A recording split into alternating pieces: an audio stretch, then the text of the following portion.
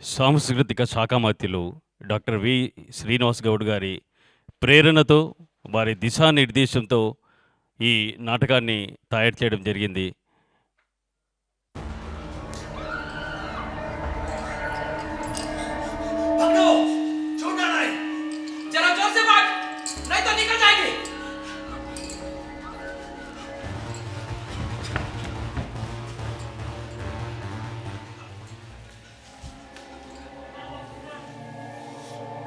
में कहाँ गए रे पुट्टी? मैं इधर देखता हूं, तू उधर ढूंढ। ठीक है।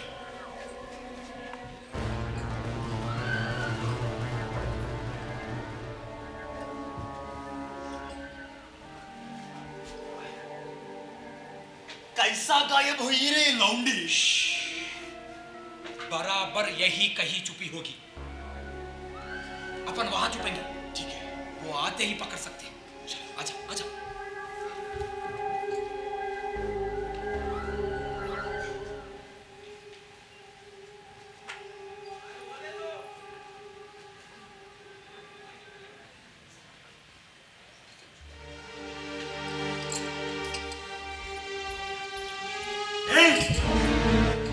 ఆగు.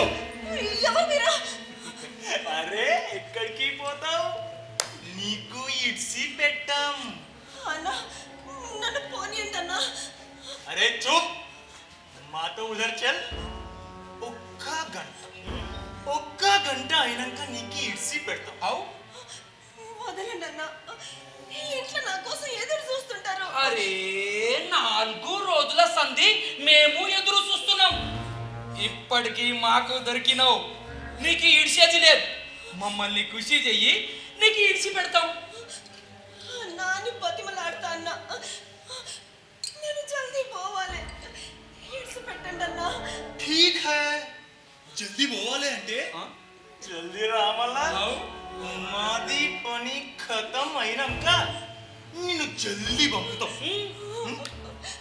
వద్దన్నా, నా మానం తీయొద్దన్నా. నువ్వు ఇట్లనే నకరాలు చేస్తే నీ మానంకే సాత్ పానం కూడా పోతుంది. తర్వాత నీది ఇష్టం వల్ల. అరే భయ్యా, ఇంకీ మాటలతో చెప్తే సమజ్ అయితే లేదు.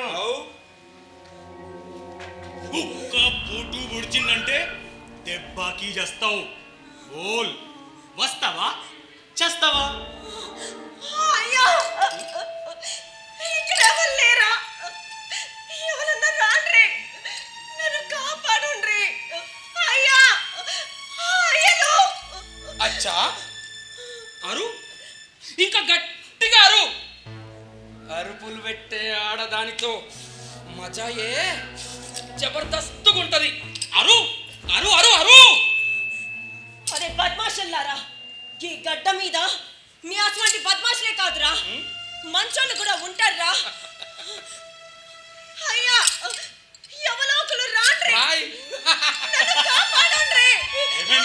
ఎందుకట్లా కేకలు పెడుతున్నావు? అరే ఈ పళ్ళదే మన తండానే. అవు అమ్ముడుగాని బిడ్డ. ఏయ్, ఆ పొలను వదలండిరా. ఇడిసి పెట్టే దానికి కాదురా దాన్ని పట్టుకుంది. రాండ్రా. ఔ, ఒక్క దెబ్బకు ఒక్కడు ఖతం. భయ్యా, వీళ్ళ సంగతి నేను చూసుకుంటా. నువ్వు దాన్నిగా పొదల సాట్కి తీసుకుపోయి నీది పని చూసుకో. ఆ? ఆ? ठीक है. ఆ? రాండ్రా. చల్, పెద్ద మొగోళ్ళ తింటొచ్చు. దాన్ని కాపాడనీకి. పుర్తా. భాయ్, భాయ్. నాకీతంతో నేనెవరినో నీకు ఎరికేనా? ఎవట్రా నువ్వు? ఎవ్వనివిరా నువ్వు? చెప్పర లపోట్. అరే, నాది సంగతి నీకు తెల్వద్. ఇక్కడ మాది రాజ్యం ఉంది. ఒక్క పొట్టు పొడిచి చంపుతా. పొడవరా రా పొడు. అరే నకరాలు చేస్తున్నావు. భాయ్, దారిన పోతున్న ఆడవాడిని బతకని దాంట్లో వాడిని కూడా పట్టుకోండి. నక్కో నక్కో. భాయ్, ఇద్దరిని ఎరగబట్టండి.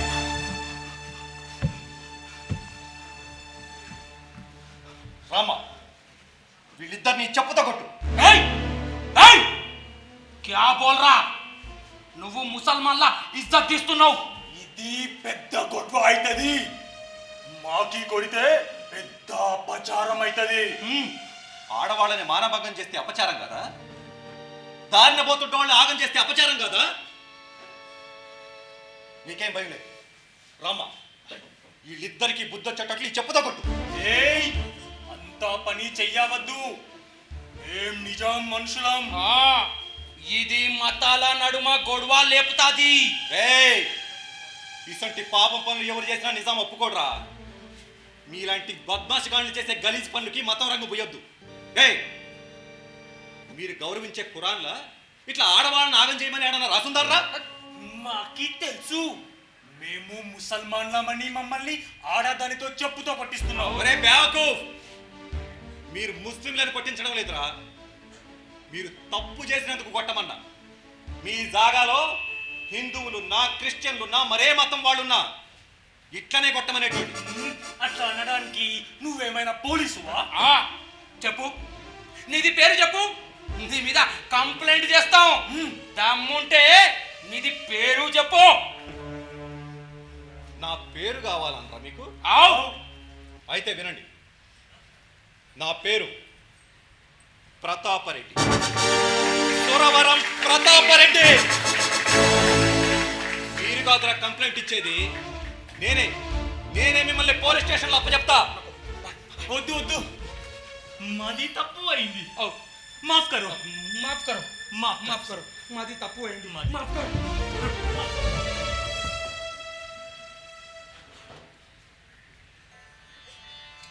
నా మానం మానం కాపాడినవయ్యా. ఈ తిరుగులతో బతికెళ్ళేమయ్యా. వీళ్ళు చేసే ఆగం ఆ నిజాం రాజుకి ఎప్పుడు ఎరికైతుందో ఎట్లా ఎరికైతుందో. తన రాజ్యంలో ఉన్న అందరు తుర్కలు ఎప్పుడు ఏం చేస్తారో నిజాంకి ఎట్లా ఎరికైతుంది? ఏ రాజైనా తన రాజ్యంలో ప్రజలందరూ చల్లగుండాలని అనుకుంటాడు. నిజాం ప్రభువులు మనకు ఎన్ని చెరువులు తవ్వించిండ్రు, ఎన్ని తోటలు పెంచిండ్రు, వ్యవసాయం ఎట్లా మెరుగుపరిచిండ్రు. ఇది నిజం. మీరన్నట్లు కొందరు నిజాం పేరు చెప్పుకొని మతం పేరున దుర్మార్గం చేస్తే మనం ఊరుకుంటామా? మనం అడగమా? మనకేం నోరు లేదా? నోరున్నది, తెరువునియాలి కదా. మాటలు వస్తాయి, అడగనియాలి కదా. నా మానం పోతా అంటే ఎంతో మొత్తుకున్నా, ఎవ్వరొచ్చి ఏం చెయ్యలేకున్నా ఈ అయ్యొచ్చి నన్ను కాపాడిండు. గట్లనే తెలంగాణ ఎన్నటికీ మూగబోదు. ఏ మొనగాడో వచ్చి మాటలే కాదు కేకలు కేకలు పెట్టే దినం వస్తుంది. తప్పకుండా పోలికేక వినబడుతుందమ్మా, వినబడుతుంది. సరే ఇవన్న తీసుకుపోడు జరభద్రం పోమా. అయ్యా, తెలంగాణం అంటే రాణి రుద్రమ, తెలంగాణం అంటే సమ్మక్క సారలమ్మ, తెలంగాణం అంటే మా ఆడోళ్ళు సంబరంగా జరుపుకునే బతుకమ్మ. నా బతుక్కి భరోసా ఇచ్చినావు, అట్లాంటి భరోసాన్నే తెలంగాణకి ఇవ్వయ్యా. అయ్యా, ఆడదాని మానం పోతే ఇజ్జత్ ఉండదయ్యా. నా ఇజ్జత్ కాపాడినావు, గట్లనే తెలంగాణ ఇజ్జత్ కాపాడవయ్యా. రా బిడ్డ పోదాం.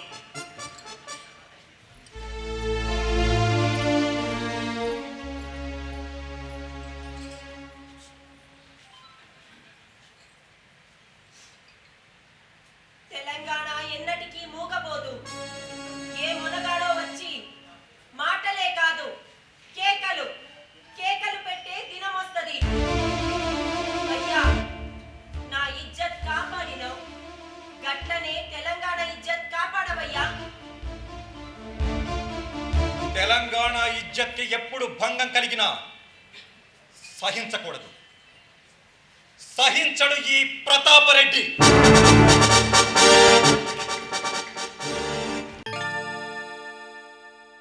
ప్రతాపరెడ్డి 1896 మే 28వ తారీఖున అప్పటి మహబూబ్ నగర్ జిల్లా గద్వాల సంస్థానంలోని బోరవెల్లి గ్రామంలో జన్మించారు. ప్రతాపరెడ్డి గారి తాత పేరు పాపిరెడ్డి, పాపిరెడ్డి గారికి 9 సంతానం. వారిలో రెండోవాడైన నారాయణ రెడ్డి గారికి 8 మంది కుమారులు. నారాయణ రెడ్డి గారి జ్యేష్ఠపుత్రుడే ప్రతాపరెడ్డి గారు. ప్రతాపరెడ్డి గారి 7వ ఏట వారి కుటుంబ నివాసం స్వగ్రామమైన ఇటిక్యాలపాడుకు మారింది. ప్రతాపరెడ్డి గారు 1913వ సంవత్సరంలో స్కూల్ ఫైనల్ పాస్ అయ్యారు. అప్పటికి ఆయన వయసు 17 సంవత్సరాలు. అంతకు ముందు సంవత్సరమే తండ్రి నారాయణ రెడ్డి గారు మరణించారు. కానీ చిన్నాయన రామకృష్ణారెడ్డి ప్రతాపరెడ్డికి విద్యాబుద్ధులు చెప్పించారు. స్కూల్ ఫైనల్ పాస్ అయిన తర్వాత చదువు మానిస్తానంటే ససేమిరా ఒప్పుకోనన్నారు. మద్రాస్ ప్రెసిడెన్సీ కాలేజీలో బిఏలో చేర్పించారు. 1921 సంవత్సరంలో ప్రతాపరెడ్డి గారు పట్టభద్రులయ్యారు. చదువు సాగుతుండగానే అందరికీ పప్పన్నం కూడా పెట్టారు. అంటే పద్మావతమ్మను పెళ్లి చేసుకున్నారు. డిగ్రీ అయిన తర్వాత ప్రతాపరెడ్డి గారికి ఇష్టం లేదన్న వాళ్ళ చిన్నాయన మద్రాస్ లా కోర్సులో జాయిన్ చేయించారు. చదువు పూర్తయిన తర్వాత మూఢాచారాలను, సాంఘిక దురాచారాలను సునిశ్చితంగా ఖండించేవారు. అట్టడుగున ఉన్న వారిని హక్కున చేర్చుకునేవారు. వారి హక్కుల కోసం అహర్నిశలు కృషి చేశారు. అటు చూడు.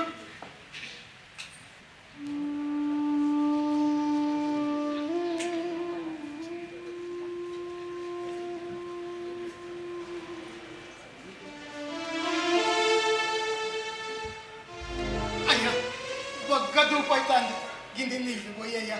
నీళ్ళ గిల్ల పోయా. అయ్యా అయ్యా అయ్యా అమ్మా అమ్మా కాసిని నీళ్ళు పోయమ్మా. సంటి పిల్లని ఇంటికాడ ఇడిచిపెట్టి వచ్చిందమ్మా నా బిడ్డ. గీకుండగా గిన్నె నీళ్ళు పోయమ్మా. కుండలు పోయకున్నా ఈ ముంతలన్న 2 కుక్కలు నీళ్ళు పోయమ్మా. పాపమ్మా రేయ్, వాళ్ళు బావిలో కష్టపడి మెట్లు దిగి నీళ్లు తెచ్చుకుంటారు. మీకు బొయ్యమంటే ఎందుకు పోస్తారా? అవును గాని నువ్వు కిషన్ రావు దొర జీతగాని కాదురా. గౌదురా ఈ మాలమాదిగలకు వేరే బావి ఉన్నది కదా, నీళ్ళ కానీ గిడికి ఎందుకు వచ్చిండ్రు? అంత మా కర్మ దొర కర్మ. మా కిషన్ రావు దొర దున్నపోత సచ్చిందయ్యా. దాన్ని మా కులపోళ్ళు ఎత్తలేదని, బజారంతా కంపు కొడుతుందని ఆ సచ్చిందుందని మా బాయిలో పడేపించిండు.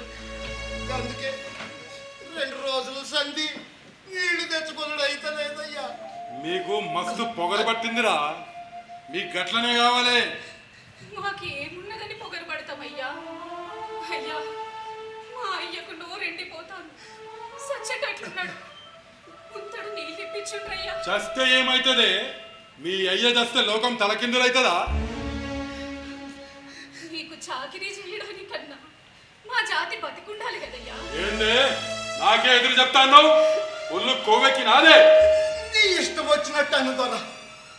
పగ్గ దూపైతాంది గిన్నె నీళ్లు పోయించు దొర. నీ కాళ్ళు మొక్కుతా. అరే చల్, ఆ కాళ్ళు ముట్టుకుంటే ఏంటో ముదరష్టపోడా. ముట్టుడైతే ఎరకలు ఎర్రమ్మ హాదికి ముట్ట. కన్నీట కడగాలి కులమన్న పాపం మదరక్త సింధూర వర్ణాలు వరుణం గాయాలని తల్లికి కన్నా చూడాలి పాడాలిరా.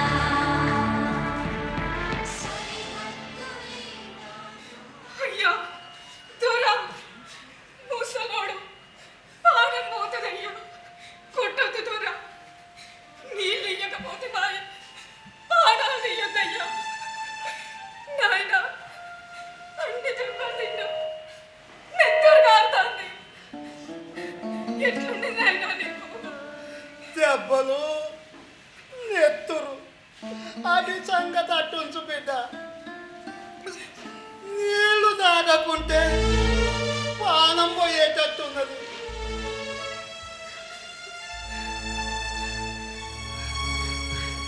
అయ్యా నీకు దండం పెడతాం. ఈ ముంతల 2 కుక్కలు నీళ్ళు పోయిండ్రయ్యా.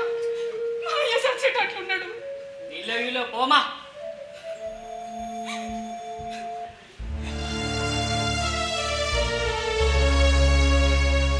అయ్యా ఎవ్వరికి ఇన్ని నీళ్ళు పోతలేదు.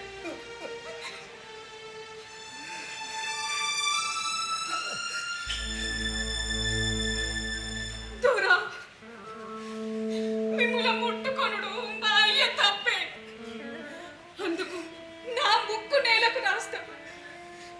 నీ ఇచ్చి వాళ్ళను బతికించుండ్రి.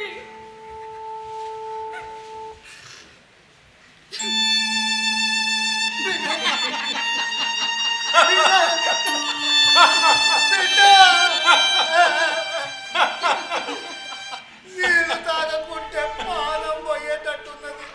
నన్ను బతికించు బిడ్డ.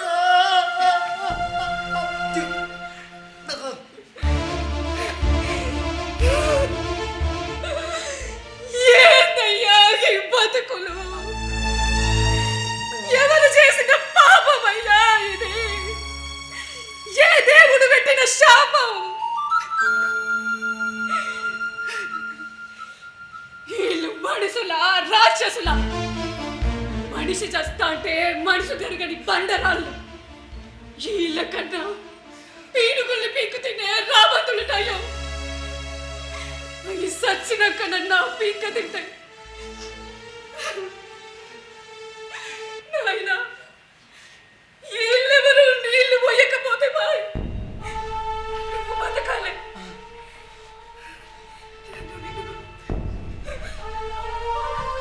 కొద్దిసేపు ఆగయ్యా. నా బిడ్డకిచ్చే నా సనుమాను బిడ్డకొచ్చి నీకు తాపి నిన్ను బతికించుకుంటా. ఆగమ్మా,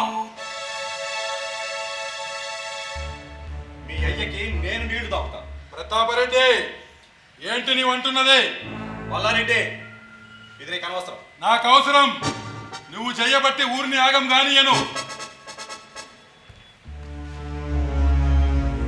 రామా,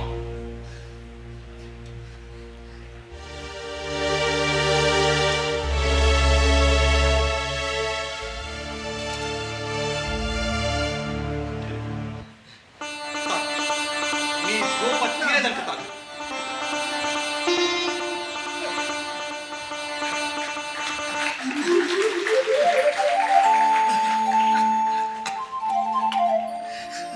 ఆ కుండని మీ ఇంటికి తీసుకుపోమ్మా. ఏంది ఈ అరాచకం? కాపుల కుండ గుంజుకొని మాదిగోనికి నీళ్లు దాపి ఆ నీళ్ళ కుండ తీసుకొని పొమ్మంట అంటే అందరికన్నా బొమ్మలెక్క చూస్తారేంది? రేయ్, నీ కుండ తీసుకొని వానికి ఇస్తా అంటే ఇదేమన్యాయమని అడగడానికి నోరు లేదా నీకు? ఈ హరిజనుల కోసం ఎంత చేసినా ఏం చేసినా అడిగేదానికి హక్కు ఎవ్వరికీ లేదు. ఏ ఒక్క కుండ నీళ్ళు ఇచ్చినందుకే నువ్వు అంత గొంతుచించుకుంటున్నావే? వేల సంవత్సరాలుగా ఊరికి దూరంగా వాళ్ళు ఎట్లా బతుకులు ఇస్తున్నారో నువ్వు ఆలోచన చేసినవా? నీ ఒంటి నిండా మంచి బట్టలతో సోగ్గా కనపడాలనుకుంటావు. వాళ్ళకేమో నెత్తి మీద ఒంటి మీద సొక్కా కూడా ఉండొద్దు అంటావు. నీ కాళ్ళకు చెప్పులు ఉండాలి, వాళ్ళకు ఉండొద్దు. నీ నెత్తి మీద గొడుగు ఉండాలి, వాళ్ళు మాత్రం కనీసం తలగుడ్డ కూడా చుట్టుకోకూడదు. గాలి, నీరు, నిప్పు, వెలుతురు అన్ని నీకు అందుబాటులో ఉండాలి. వాళ్ళు మాత్రం అన్నింటికీ నీ దయా దాక్షిణ్యాల మధ్య బతకాలి. అందరినీ పూజించే ఆ దేవుణ్ణి మీరేమో భోగభాగ్యాల కోసం మొక్కుతారు. వాళ్ళకేమో కనీసం ఆ దేవుణ్ణి చూసే భాగ్యాన్ని కూడా దక్కనియరు. అది వాళ్ళ కర్మ. ఎప్పుడో చేసుకున్న పాపం ఇప్పుడు అనుభవిస్తున్నారు. ఏ గాడిద కొడుకు మాటలు చెప్పింది? బుద్ధి లేని కొత్తలని స్వార్థంతో కొందరు పన్నిన పన్నాగమది. హరిజనులు పూర్వజన్మలో పాపం చేసినందుకు కాదు కులంలో పుట్టింది. మల్లారెడ్డి, మనిద్దరం రెట్లగా పుట్టినా, ఇంకొకడు వెలమ, ఇంకొకడు బ్రాహ్మణుడిగా పుట్టినా కేవలం అది ఈ జన్మకు సంబంధించినంత వరకే. జన్మ జన్మలకు సంబంధించింది కాదు. వెనకటోళ్ళు తెలివి తక్కువ పెట్టిండ్రా. పెద్ద చిన్న అని వాడు చాకలి, వీడు మంగలి, వాడు మాదిగా, ఈయన వెలమ, ఆయన రెడ్డి అని తేడా లేకపోతే లోకం ఎట్లా నడుస్తుంది? లోకం నడవడానికి కాదు, వాళ్ళు అనుకున్నట్టు లోకాన్ని నడిపించడానికి వెనకటోళ్ళు ఎన్ని పెట్టిండ్రు. అవన్నీ మనం గుడ్డిగా నమ్ముకుంటూ వస్తున్నాం. ఇవన్నీ ఇవాళతో బంద్ అయిపోవాలా. నువ్వు బొమ్మ. నువ్వు ఆగవే.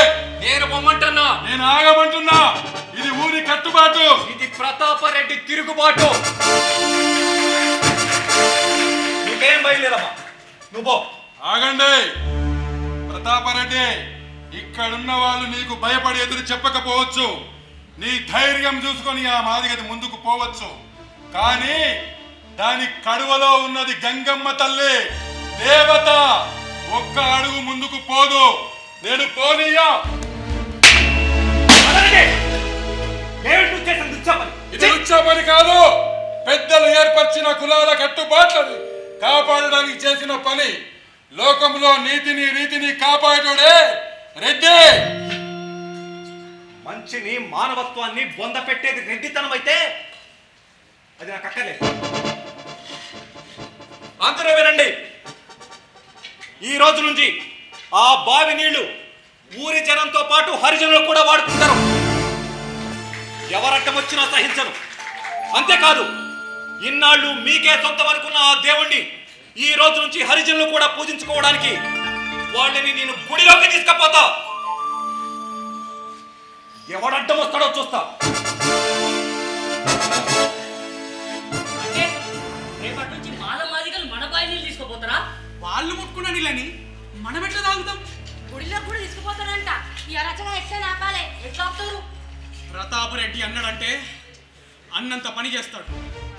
మనం వాళ్ళ చిన్న రామకృష్ణారెడ్డి దగ్గరికి పోయి ఇదంతా చెప్దాం. అవును, ఆయన దగ్గరికి పోదాం. ఆయన చెప్తేనే ఇంటడినా పండ్రి. ప్రతాపరెడ్డి గారు హరిజన హక్కుల కోసం ఎంత ధైర్యంగా ఊరి పెద్దలను ఎదుర్కొన్నారు. ప్రతాపరెడ్డి గారికి పుస్తకాలు చదవడం అంటే భలే పిచ్చి. ఎప్పుడూ ఏదో ఒక పుస్తకం చదువుతూనే ఉండేవారు. అలా చదివి చదివి ఎన్నో విషయాలు తెలుసుకొని తెలివిని ధైర్యాన్ని పెంచుకున్నారు. ప్రతాపరెడ్డి గారు మానేవల్లి రామకృష్ణ కవిని అడిగి చదవవలసిన గ్రంథాల లిస్టు రాయించుకున్నారు. అవన్నీ చదివారు కూడా. ఇంగ్లీష్లో జాన్ కీట్స్ రచనలను శ్రద్ధగా చదివేవారు. అయితే ఎంత చదివినా ఎన్ని భాషలు మాట్లాడగలిగినా మనదైన అచ్చమైన స్వచ్ఛమైన తెలుగుదనాన్ని ఎప్పుడూ వదిలిపెట్టలేదు. రెడ్డి గారికి వ్యాకరణం నేర్చుకోవాలని ఉంది. దానికోసం వేదం వెంకటరాయ శాస్త్రి గారిని కలిశారు. శాస్త్రి గారు వ్యాకరణం నేర్పడానికి ఒప్పుకున్నారు. కానీ వ్యాకరణాభ్యాసం చేసినంతకాలం మాంసాహారం ముట్టకూడదని షరతు పెట్టారు. కేవలం వ్యాకరణం నేర్చుకునే కాలంలోనే కాదు, జీవితాంతం మాంసాహారాన్ని ముట్టనని ప్రతిజ్ఞ చేశారు ప్రతాపరెడ్డి గారు. ప్రసన్నులైన వేదం వారు సురవరం పేరు సువర్ణాక్షరలిఖితం కాగలదు, ఇది వేదం వంశ పూర్వ పుణ్యవతుల ఆశీర్వాక్కు అని దీవించారు. అప్పటి నుంచి రెడ్డి గారు మాంసాహారాన్ని ముట్టలేదు. అది సరే కానీ మన నమ్మిన సిద్ధాంతం కోసం పోరాడుతున్నప్పుడు సమాజంలోనే కాదు, ఇంట్లో కూడా కొంత అసంతృప్తిని ఎదుర్కోవాల్సి వస్తుంది కదా. నువ్వు ఈ మాట ఎందుకన్నావో నాకు అర్థమైంది. హరిజనులు కూడా ఊరి బావిలో నీళ్లు తాగొచ్చు అన్నందుకు వాళ్ళ ఇంట్లో వాళ్ళు ఎలా రియాక్ట్ అయ్యారనే కదా. నేను చెప్పడం ఎందుకు, వాళ్ళ చిన్నాయన రామకృష్ణారెడ్డి ఎలా రియాక్ట్ అయ్యాడో చూద్దాం.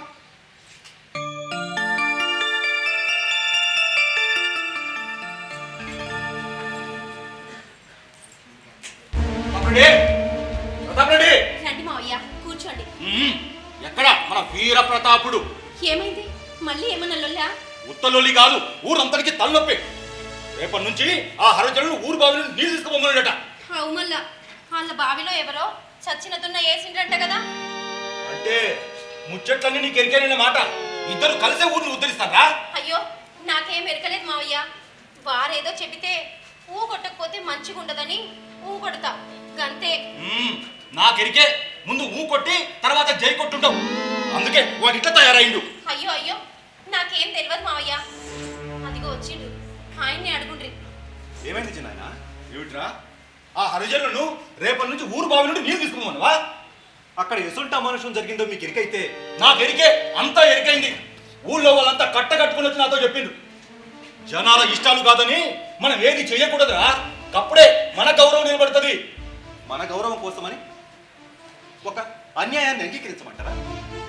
దాహంతో ఒక ప్రాణం గిలగిల కొట్టుకుంటా అంటే నా గౌరవం పోతుందని ఒక అమానుష సంప్రదాయాన్ని సమర్థించమంటారా? నేను ఇంకా బతికే ఉన్నా, మీ నాయన లెక్క చచ్చిపోలే, అది యాదుకుంచుకో. అయినా ఊరిని ఉద్ధరించే పెద్దరికం నీకెవడు ఇంకా అప్పగించలే. దానికి పెద్దలు ఉన్నారు. ఎవరా పెద్దలు? మంచి చెడు చెప్పే పెద్దలు, తప్పులేంటో చెప్పి సమాజాన్ని సరైన దారిలో నడిపే పెద్దలు. ఆ పెద్దలు చేసిన పాపానికి ఫలితమే అంటరానితనం, చిన్న చూపు, కుల వ్యవస్థ. నువ్వు చెప్పే ఆ పెద్దలకి ఈ విష వ్యవస్థ సమ్మెట పోట్లు ఏమర్థమవుతాయి చిన్నాయన? కొన్ని కులాల్లో పుట్టినోడు ఎంత చిల్లరగాడైనా సరే అన్ని అవకాశాలు, గౌరవ మర్యాదలు అడగకుండానే అందుకుంటున్నాడు. కానీ కింది కులాల్లో పుట్టినోళ్ళు బానిసత్వంలో మగ్గిపోతున్నారు. ఆ బానిసత్వ సంఖ్యలు తెంచుకోవాలని పోరాటం చేస్తున్నారు చిన్నాయన. వాళ్ళకి ఎందుకంత కష్టం? ఉన్నదాంతో సుఖపడవచ్చు కదా, మనం ఇచ్చిన దాంతో సంతోషపడవచ్చు కదా. పల్లకీలో కూర్చున్న వాడు ఆలోచన చేసినట్లు దాన్ని మోసేటోడు ఆలోచన చేయడం చిన్నాయన. మనం గోవుని పూజిస్తున్నాం, పాముకి పాలు పోస్తున్నాం. వాటికన్నా తక్కువ వాళ్ళ హరిజనులు. వాళ్ళు మనలాంటి మనుషులే కదా. వాళ్ళని మనం మనుషుల లెక్క గౌరవించకపోతే వాళ్ళు మనల్ని పశువుల కన్నా హీనంగా అగౌరవపరిచే రోజు ఒకటి తప్పక వస్తుంది. అసలు ఏంటో నీ మొండితనం? అసలు మొండితనం అంటే నాకేం సమస్య కావట్లేదు. అయినా నువ్వు స్కూల్ ఫైనల్ పాస్ అయినాక చదువు బంధు పెడతాను. అప్పుడే బంధు పెట్టనిచ్చి ఉంటే గిట్ట అడ్డదిడ్డంగా మాట్లాడటం కాదు. అయినా నువ్వేందిరా ఎప్పుడు చూసినా కథలు, కవిత్వాలు, పురాణాలు, ప్రబంధాలు అంటూ చిచే. అసలు నీకు నా మాట అంటే లెక్కే లేదు. పోనీ నీ పెళ్లి వ్యవహారంలో నీ అమ్మ మాటనే అయినావా? అది కాదు మావయ్య. అమ్మా నువ్వేమనుకో. సరే జరిగింది ఏదో జరిగింది. ఇవన్నీ మన ఇంటి సంగతులు. గా హరిజనుల సంగతి ఊరంతటిది. అయినా ఈ ఊర్లో మా గౌరవం లేకుండా చేయాలని నీ ఆలోచన. చూడు ప్రతాప్ రెడ్డి, మీ నాయన లెక్క నేను కూడా చచ్చిపోయినా అనుకుంటే ఈ వ్యవహారంలో తలదూర్చు, లేకపోతే గమ్మునుండు. చెప్పు ఏమంటావు? ఇప్పుడే చెప్పాలి, ఇప్పుడే చెప్పాలి నాకు.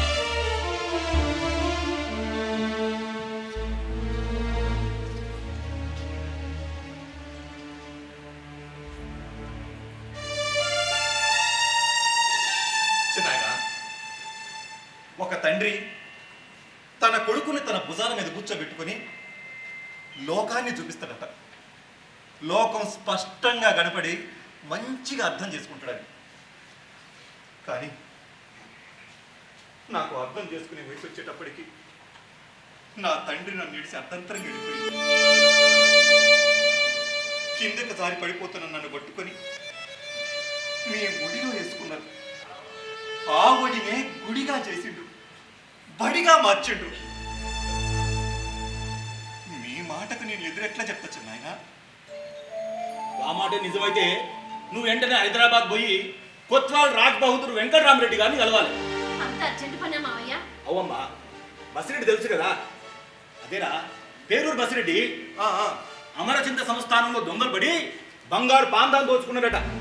కానీ దొంగ సొమ్మని తెలియక బసిరెడ్డి దాన్ని ఉండడు.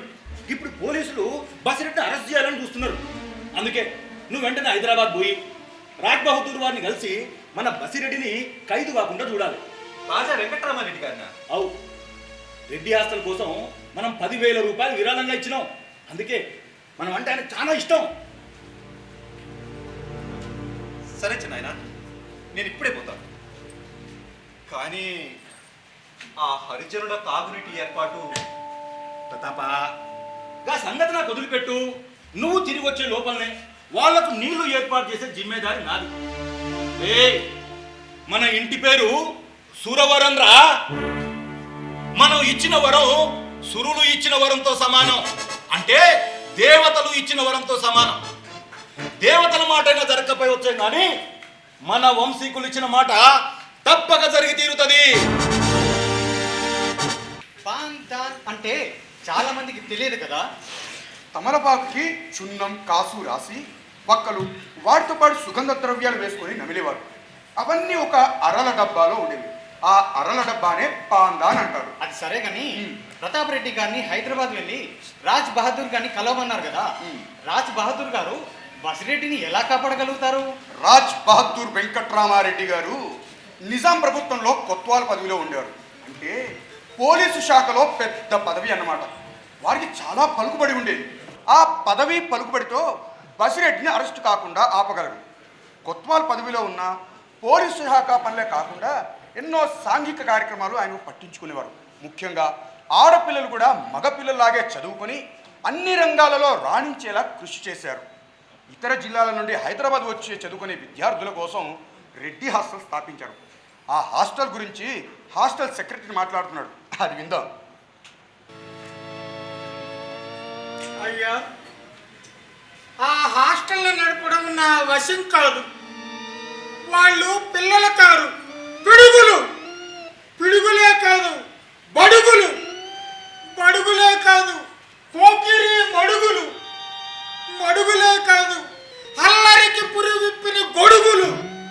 అమ్మో అమ్మో అమ్మో, ఏమి గోల, ఏమల్లరి. కేవలం అల్లరి అయితే ఏదో పిల్లలని సరిపెట్టుకోవచ్చు, కానీ రెట్లు దుడ్లున్నవారు కదా, పెద్దల ఉపాధ్యాయులంటే గౌరవ మర్యాద లేదు, పెద్దలంటే భయభక్తులు లేవు. అయ్యా మీరొక్కసారి వచ్చి చూడండి, మన హాస్టల్ ఉన్నది హైదరాబాదులోనా ఆఫ్ఘనిస్తాన్లోనా అన్న అనుమానం కలుగుతుంది.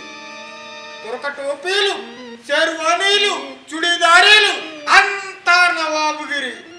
అమ్మో నా వశం కాదు మహాశయ, ఆ హాస్టల్ నడపడం నా వల్ల కాదు. ఇదిగో సెక్రటరీ గది తాళాలు, ఇవి హాస్టల్ నిర్వహణకు సంబంధించిన పుస్తకాలు. దయతో నన్ను మన్నించి విముక్తిని చెయ్యండి. సరే, మీరు చెప్పింది విన్నాం. రేపు మరొక్కసారి వచ్చి మమ్మల్ని కలవండి. చిత్తం, తమరి ఆజ్ఞ.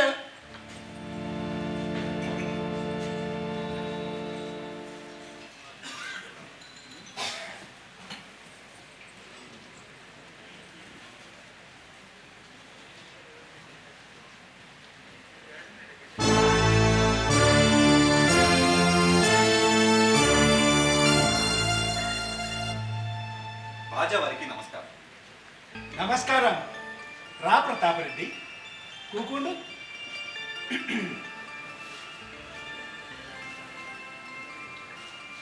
చిన్న ఆయన మంచిగున్నాడా? మంచిగానే ఉన్నారు సార్. నేను ఒక పని మీద వచ్చాను సార్. పని లేకుండా ఎవరు వస్తారులే. ఏంది ఆ పని చెప్పు. రాజావారు కోపగించుకోకుండా వినాలి. పేరూరి బసిరెడ్డి పేరున్న పెద్ద మనిషి, కానీ దురదృష్టం పాలైంది.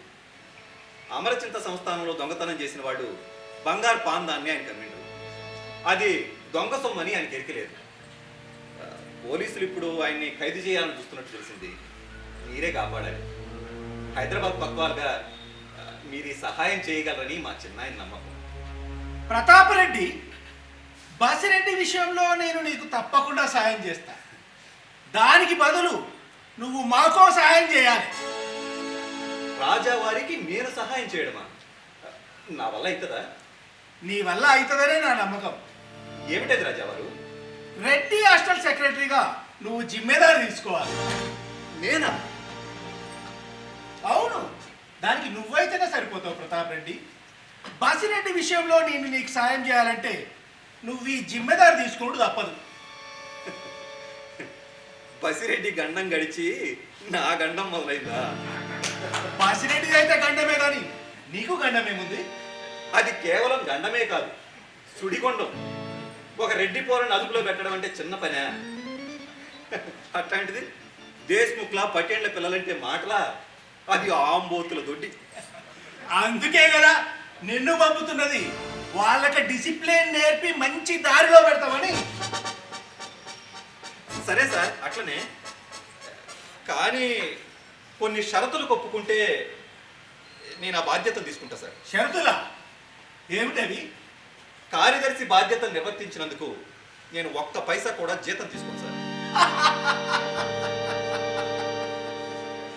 అసలు నిజమైన ఆంబోతు నువ్వే ప్రతాపరెడ్డి. నీ మాట చెల్లుబాటుకు అడ్డం వస్తుందని ముందు చూపుతో జీతం వద్దంటున్నావులే. సరే, అట్లనే కానీ హాస్టల్కి రూల్స్ రూపొందిస్తారు. వాటి అమలుకు నాకు పూర్తి అధికారాలు కావాలి. తప్పకుండా. అట్లయితేనే కదా రెడ్డి హాస్టల్లో చదివే ప్రతి పౌరుడు ఒక ప్రతాపరెడ్డిలాగా తయారవుతాడు. క్రమశిక్షణ విషయంలో కార్యవర్గం వారి పెత్తనాన్ని ఎట్టి పరిస్థితుల్లోనూ అంగీకరించారు. బసిరెడ్డి కోసం మీలాంటి పెద్దలను ప్రార్థించగలను, కానీ నా వ్యక్తిత్వాన్ని ఎట్టి పరిస్థితుల్లోనూ తాకట్టు పెట్టలేదు. శభాష్ ప్రతాపరెడ్డి, శభాష్. నీలాంటోడు కులానికి ఒక్కడుంటే చాలు, ఆ కులం పరువు ప్రతిష్టలు ఈ నేల మీద ఎల్లకాలం నిలుస్తాయి. ప్రతాపరెడ్డి, రెడ్డి కులంలో నువ్వు ఒక మణిపూసవు. ఇదిగో సెక్రటరీ తాళాలు, హాస్టల్ రికార్డులు. అలా ప్రతాప్ రెడ్డి గారు రెడ్డి హాస్టల్ బాధ్యతలు చేపట్టారు. 1924వ సంవత్సరంలో చేపట్టిన బాధ్యతలను సక్రమంగా సమర్థవంతంగా నిర్వహించారు. రెడ్డి గారిలో మరో గొప్ప విషయం ఏమిటంటే ఆయన కేవలం తన రెడ్డి సోదరులకే కాదు, యాదవ సంఘానికి, మూదిరాజు సంఘానికి, గౌడ సంఘానికి కూడా కార్యదర్శిగా పనిచేసి అన్ని సంఘాల వసతి గృహాలకు అరమరికలు లేని సేవలు అందించారు. అటు చూడు, రెడ్డి గారు విద్యార్థులను ఎలా క్రమశిక్షణలో పెడుతున్నారో. అచ్చా.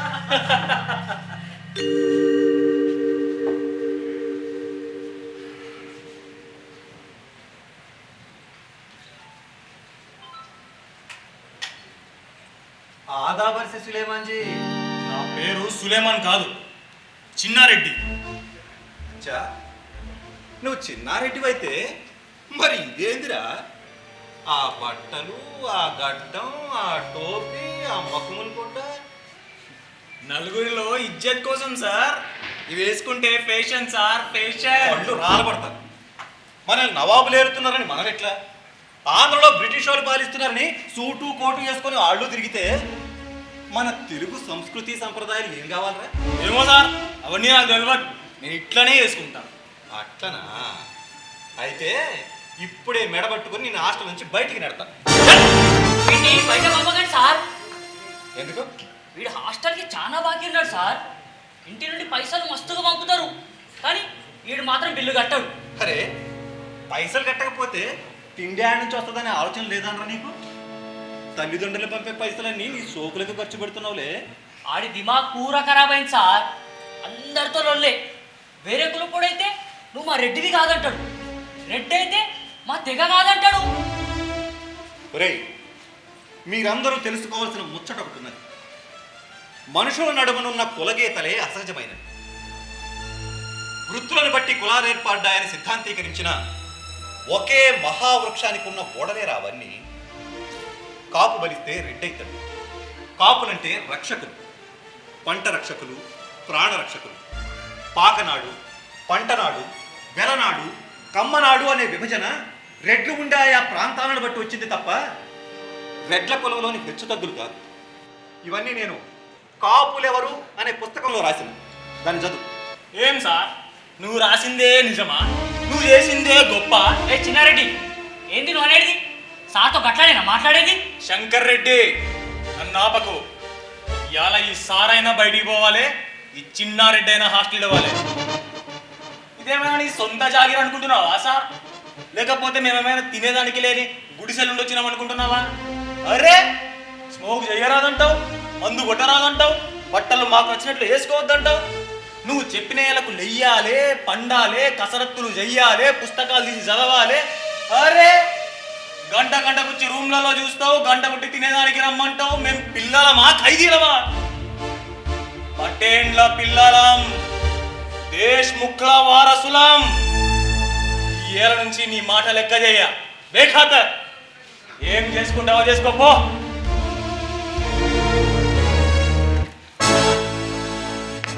ఎంత పొగర్రా నీకు? ఏ సార్, నువ్వు రెడ్డి పుట్టుక పుట్టి కుర్రమోళ్ళు, ముదిరాజులు, యాదవులు, గౌడ్లు ఎప్పుడు మీటింగులు పెట్టి పిలిస్తే అలా మీటింగులకు పోతావు. రోషం పౌరుషం నీకుండకపోతే నాకుండదా? నేను రెడ్డి పుట్టుక పుట్టినా రెడ్డి లెక్కనే బతుకుతా.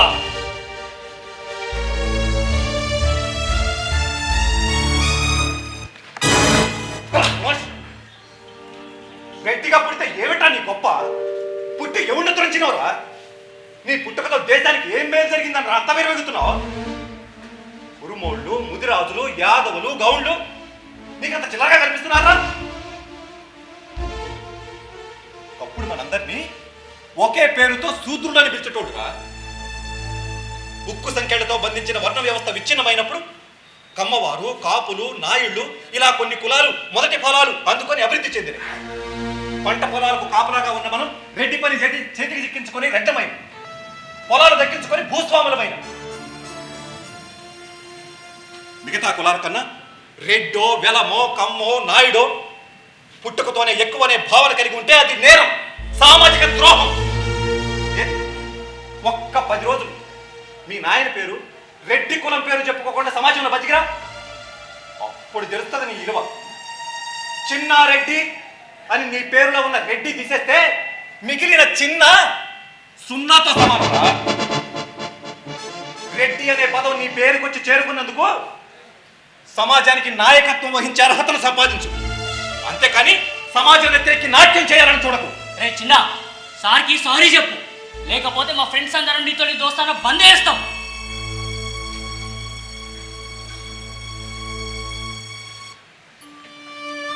క్షమించండి సార్. నా పొగరు నాకు తెలిసేటట్లు చేసిండ్రు, నా కళ్ళు తెరిపించిండ్రు. తప్పు చేయడం మానవుని సహజ లక్షణం, దానిని సరిదిద్దుకోవడం దైవగుణం. ఇప్పటి నుంచి మంచిగా నడుచుకో. నడుచుకోవడమే కాదు సార్, నేను కూడా శంకర్ రెడ్డి లెక్క మీ ఫాలోయర్ అయితే మీరు ఏ పని చెప్పినా చేస్తా సార్. చాలా సంతోషం. సార్ మీరు ఈ హాస్టల్ గదుల్లోనే పత్రిక స్థాపించడానికి సర్కార్ అన్నట్టు అడిగిరు కదా? అవును, వేరే పేర్లైతే నిజాం సర్కార్ అంగీకరించదని గోలకొండ పత్రిక అని పత్రిక పెట్టుకోవడానికి అనుమతి ఇవ్వమని దరఖాస్తు పెట్టుకున్నాను. మీకు హార్టీ కంగ్రాచులేషన్ సార్. ఇదిగో అనుమతి పత్రం, దీన్ని మీ పేరెంట్కి వచ్చి.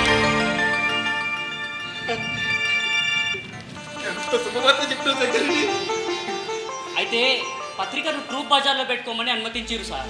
అయితే పత్రిక పెట్టడానికైతే అనుమతి ఇచ్చింది. ఎందుకు సార్ ఈ పత్రిక కోసం ఇంత గట్టిగా పట్టుబట్టిర్రు? పత్రిక కోసం అన్న మీరు ఇక్కడ ఉంటారని రాజాబోతు వెంకటరామరెడ్డి గారు ఆ రోజు 7 పెద్ద మనుషుల నుంచి 7,000 చందా వసూలు చేసి మీకు ఇచ్చిర్రు. అవును, ఆ డబ్బులతోనే కదా మద్రాసు నుంచి ప్రింటింగ్ మిషన్ తెప్పించింది. ఈ పత్రిక నడపాలని మీకు ఎందుకు సార్ ఇంత పట్టుదల? శంకరెడ్డి, గోలకొండ పత్రిక నా మానస పత్రిక, ప్రజల స్వరం, వాళ్ళ నాడీ స్పందన. ఒకప్పుడు నిజాం ప్రభువులు చెరువులు ద్రవ్వించి వ్యవసాయాన్ని అభివృద్ధి చేసింది నిజం. ఉర్దూ తెలుగు సాహిత్యాలను సమానంగా పోషించింది నిజం. కళలకు సంస్కృతికి నిజాం ప్రభుత్వం పెద్దపీట వేసింది నిజం. కానీ రాను రాను కొందరు స్వార్థపరుల మాటలు నమ్మి సంస్కారం అంతరించిపోయింది. నిజాం నిరంకుశత్వానికి వ్యతిరేకంగా పోరాడాలి అంటే మనకు పత్రిక తప్పనిసరిగా ఉండాలి. దేశ స్వాతంత్రానికి ప్రజల్ని భాగస్వాముల్ని చేసే ఉద్యమ వేదిక మన గోలకొండ పత్రిక. భారతదేశ స్వాతంత్రానికి, తెలుగు భాష ఉద్ధరణకు మన పత్రిక కంకణం కట్టుకుంది. శంకరెడ్డి, మీరు కారణ జన్మం సార్. మీరు చేయబోయే అన్ని కార్యక్రమాల్లో మేము కార్యకర్తలుగా పనిచేస్తాం. వా, పొగరుబోతు రెడ్లబ్బాయిని ఎలా మార్చారు! ఎంత ఆశ్చర్యం! ఆయన మార్చింది కేవలం విద్యార్థులనే కాదు, మొత్తం హాస్టల్ స్వరూపాన్ని మార్చేశారు. అంతకుముందు 1000 గ్రంథాలు ఉండేవి, వాటిని 12,000 చేశారు. రావాల్సిన బకాయిల్ని రాబట్టారు. 80 మంది ఉన్న విద్యార్థుల సంఖ్యని గణనీయంగా పెంచారు. తురకవేషాలను పూర్తిగా మాయం చేసి తెలుగువారి వస్త్రధరణకు ప్రాధాన్యత తెచ్చిపెట్టారు. విద్యార్థుల్లో ఉపన్యాస పటిమను పెంచడానికి ప్రముఖుల చేత ఉపన్యాస పోటీలు నిర్వహించేవారు. ఆ గోష్ఠుల్లో విద్యార్థుల్ని మాట్లాడమనేవారు. దాని ద్వారా వారిలో స్టేజ్ ఫియర్ పోయి వక్తలుగా తయారయ్యారు.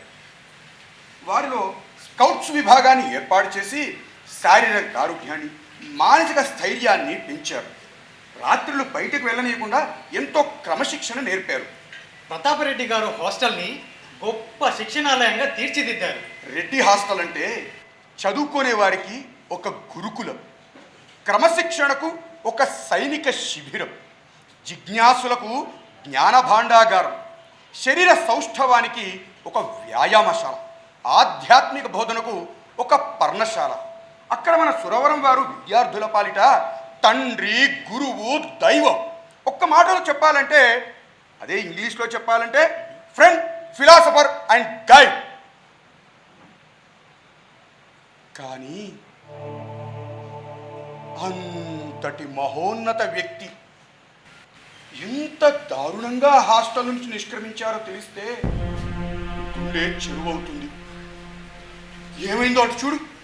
I am asking you, Mr. Reddy, what is this? You are a conspirator against the British government. Is it not? కాదు, నేను కుట్రదారుని కాదు, ట్రెంచ్ గారు. కాకపోతే ఈ బుక్ మీ లైబ్రరీకి ఎలా వచ్చింది? Don't you know about Mr. Savarkar? అతడు దేశద్రోహి అంటాను నేను. కాదు, అతడు దేశభక్తుడు అంటాను నేను.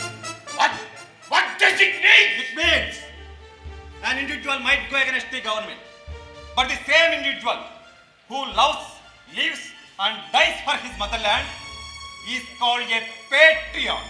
మిస్టర్ సావర్కర్ రాసిన the war of Indian independence అనే బుక్ ని ప్రభుత్వం బ్యాన్ చేసిందని తెలియదా? తెలుసు. తెలిసి మరి ఈ బుక్ ని లైబ్రరీలో ఎందుకు ఉంచావు? నేరం ఎందుకు చేసినావు? ఈ బుక్ ని లైబ్రరీలో పెట్టి స్టూడెంట్స్ కి ఇచ్చి వాళ్ళ చేత చదివించి వాళ్ళని బ్రిటిష్ గవర్నమెంట్ కి అగెన్స్ట్ గా ఇన్స్టిగేట్ చేస్తున్నావు. అబద్ధం. False allegation. False? You mean my allegation is false?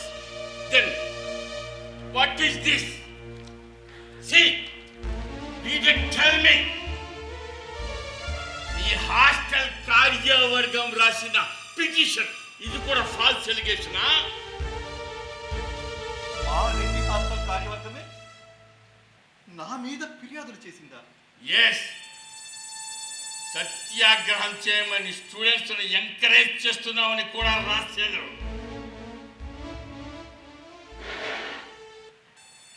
Reddy hostel కార్యవర్గమే నా మీద ఇంత నింద ఎలా మోపుతారా? తట్టుకోలేకున్నారా? నిజాం జులుంని, బ్రిటిష్ ఆధిపత్యాన్ని చూసి కాదురా, నా వాళ్ళు అనుకున్న వాళ్ళు గత 10 ఏళ్లుగా ఏ రెడ్డి కులం యువతను సమాజంలో ఉన్నత స్థానంలో నిలపాలని ఆశించిన్నో ఆ రెడ్లు పరాయి భాషా సంస్కృతుల వ్యామోహంలో పడిపోకుండా తెలుగువారి ప్రతినిధులుగా ఏ రెడ్డి సామాజిక వర్గాన్ని నిలపాలని రాత్రింబవళ్ళు తహతహలాడిందో ఆ రెడ్లు ఆ మీద నిందలు వేసి ఆరోపణలు చేయడమా? అరే రే, రెడ్డి అంటే తొట్టతనం అనుకున్నా, ఇంత చెడ్డతనం కూడా ఉంటుందని తెలిసి తట్టుకోలేకపోతున్నారా? Don't worry, Mr. Pratap Reddy. British government Raja Venkatarama Reddy recommendation తో నిన్ను ఏమీ చేయవద్దని డిసైడ్ చేసింది. Just formal enquiry. Okay mister Reddy, all the best.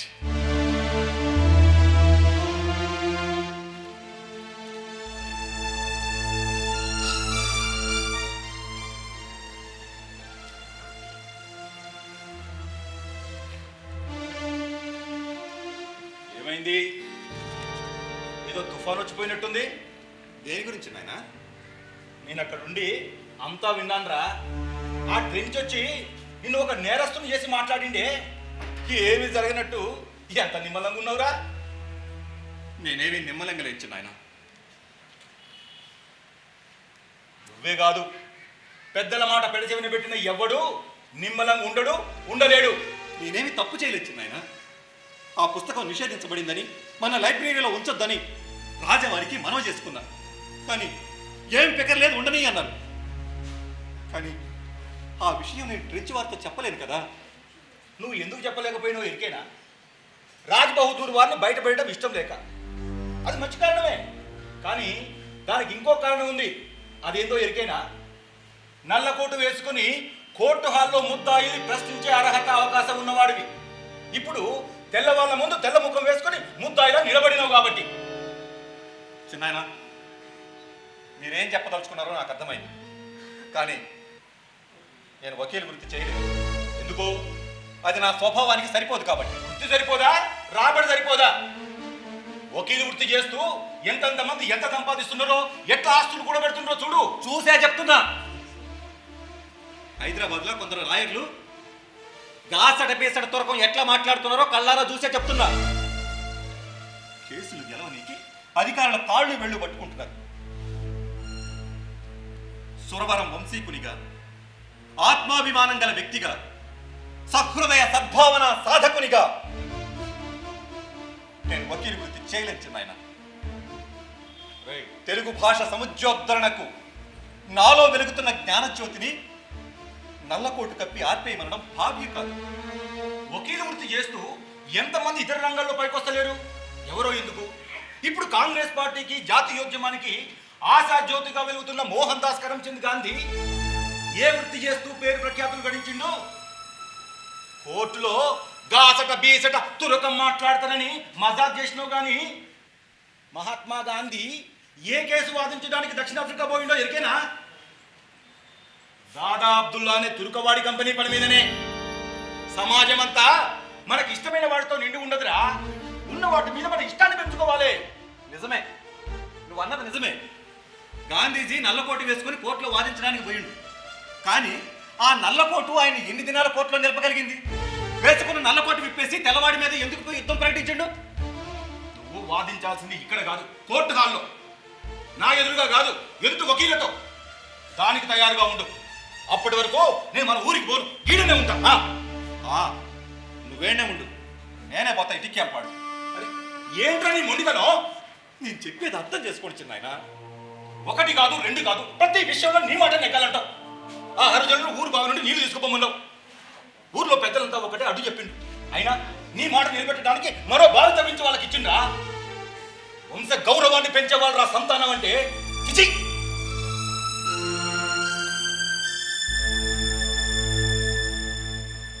Suravaram వంశ గౌరవం పెరగాలంటే అది నా వల్లే అవుతుంది చిన్నాయన.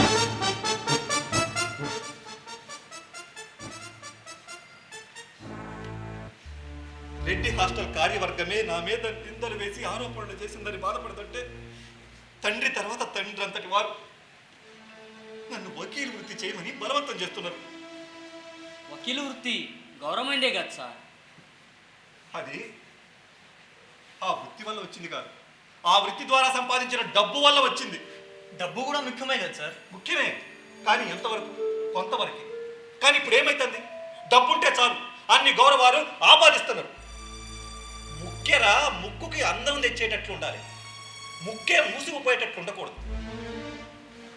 శంకరెడ్డి, చిన్నారెడ్డి, నా సామాన్ అంతా సర్ది పెట్టండి. రెడ్డి హాస్టల్ కార్యదర్శి పదవికి రాజీనామా లేక నేనే రాజావారికి ఇచ్చి పెడతాను.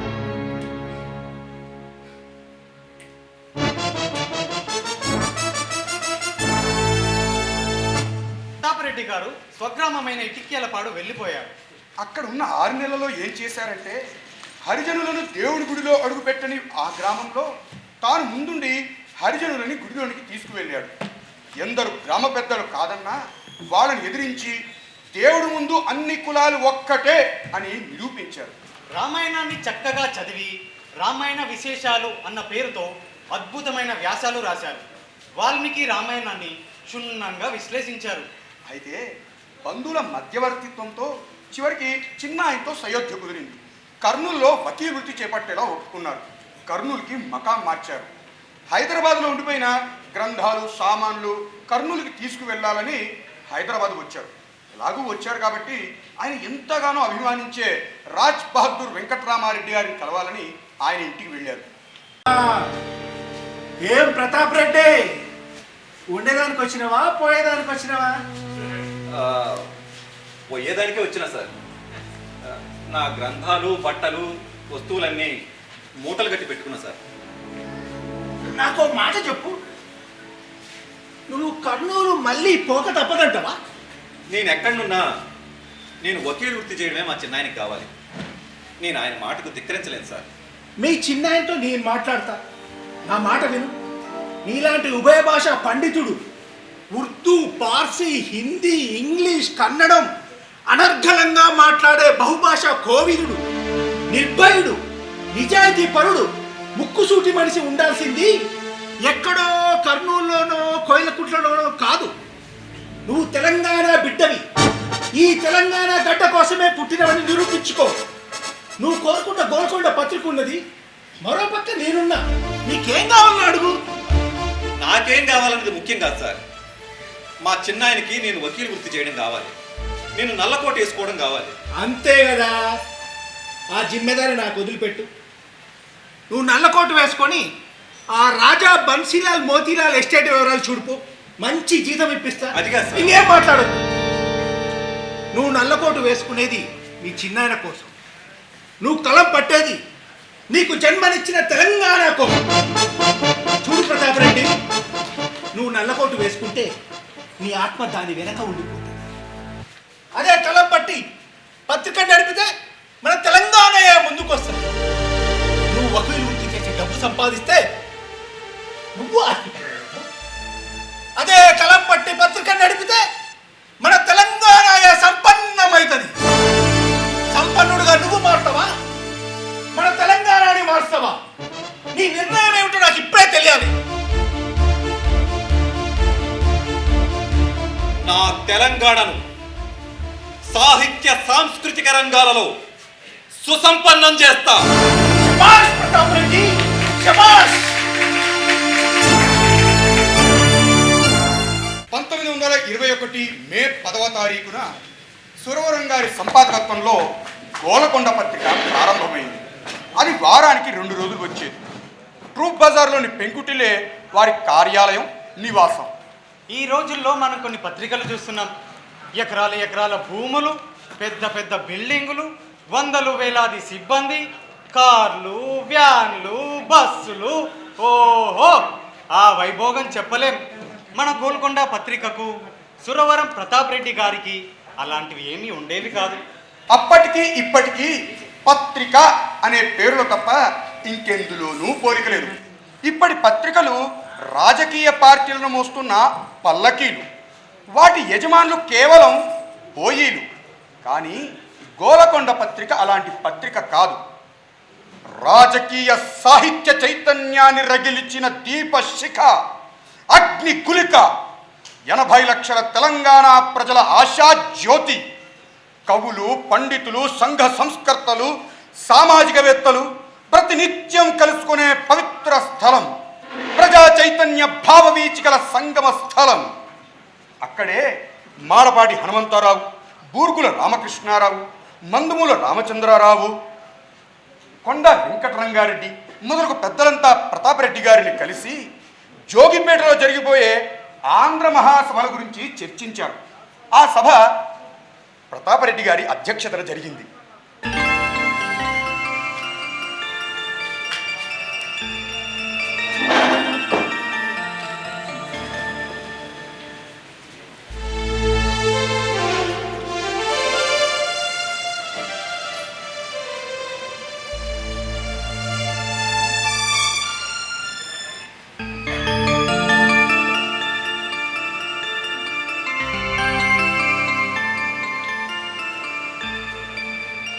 ఏమండి,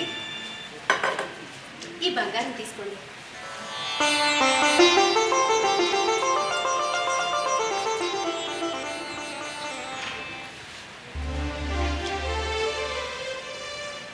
పద్మావతి, పండగ చీరలా మస్తు కనిపిస్తున్నావు. ప్రతాప్ సార్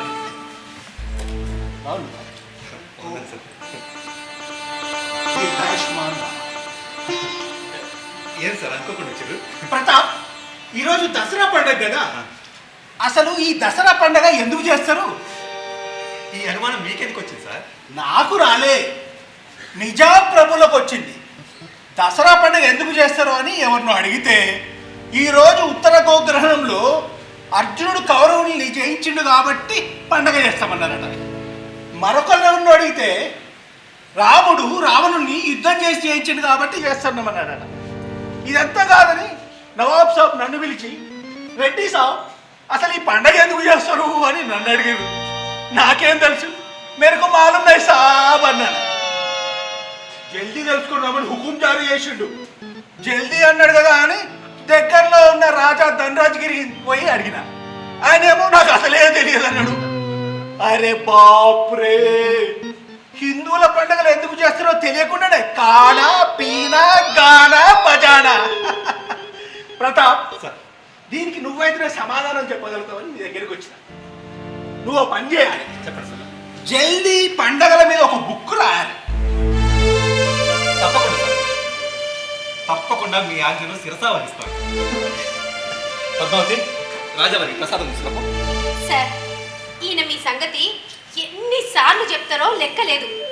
మా కొత్వాల్ సాబ్ అని చెప్పినప్పుడల్లా కొత్త కొత్తగా పొగుడతారు. అది ఆయనకు నా మీద ఉన్న అభిమానం తల్లి. అమ్మమ్మ, ఇప్పుడు ఏమొద్దు, అర్జెంట్ పని ఉన్నది, వెళ్ళొస్తా. ప్రతాప్.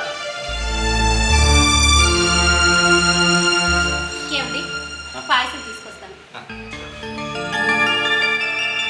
సార్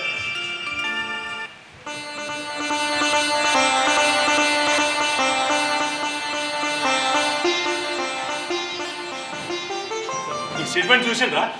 ఏమిటది వీరభద్రరావు? ముడుంబ వెంకట రాఘవాచార్యుడు ఎంత ఘోరమైన స్టేట్మెంట్ ఇచ్చిండో. ఏమన్నాడు? తెలంగాణ ఒట్టి ఇసుక పర్రా, అక్కడ కవులన్నవాడు లేడు, ఉన్న వాళ్ళకు కవితాశక్తి లేదు, అసలు వాళ్ళు మాట్లాడి తెలుగు కానే కాదన్నాడు. ఎవడయ్యా మూర్ఖుడు? తెలంగాణలో కవులు లేరా? ఎంత తప్పుడు మాట అయ్యా అది. ఆది నుంచి ఈ తెలంగాణ తెలుగు భాషామ తల్లికి విహార రంగస్థలమై అలరాడుతుంది కదా. బొమ్మెర పోతన, విద్యానాథుడు, పాల్పురికి సోమనాథుడు, మల్లికార్జున పండితారాధ్యులు, రుద్రదేవ చక్రవర్తి, మారణ, గోన బుద్ధారెడ్డి, వేములవాడ భీమకవి, పిల్లలమరి పెనవేరబోతుడు, మల్లినాథ సూరి, ఇలా ఎందరో శిఖర సమానులైన కవి పండితాగ్రేసరుడు ఉన్నారు.